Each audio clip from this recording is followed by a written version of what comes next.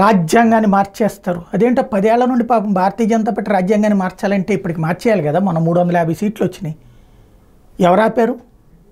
అసలు రాజ్యాంగబద్ధంగా పార్లమెంట్లో ఆమోదించబడినటువంటి ఆధార్ చట్టం మీద సుప్రీంకోర్టుకి వెళ్ళింది కాంగ్రెస్ పార్టీ, డిమానిటైజేషన్ మీద సుప్రీంకోర్టుకి వెళ్ళింది కాంగ్రెస్ పార్టీ, రోహింగ్యాల మీద వెళ్ళింది, ట్రిపుల్ తలాక్ మీద వెళ్ళింది, ఈవీఎంల మీద వెళ్ళింది, రఫేల్ ఒప్పందం మీద వెళ్ళింది, జీఎస్టీ మీద వెళ్ళింది, అయోధ్య మీద వెళ్ళింది, సిఏఏ మీద వెళ్ళింది, పిఎం కేర్స్ మీద వెళ్ళింది, సెంట్రల్ విస్టా ప్రాజెక్ట్ మీద వెళ్ళింది, పెగాసెస్ మీద వెళ్ళింది, గుజరాత్ రైట్స్ మీద వెళ్ళింది, మనీ లాండరింగ్ మీద వెళ్ళింది, యూఏపీఏ యాక్ట్ మీద వెళ్ళింది, ప్రైవేటైజేషన్ మీద వెళ్ళింది, సిబిఐ ఈడీలకి మీదన వెళ్ళింది, అదాని మీదన సుప్రీంకోర్టుకి వెళ్ళింది.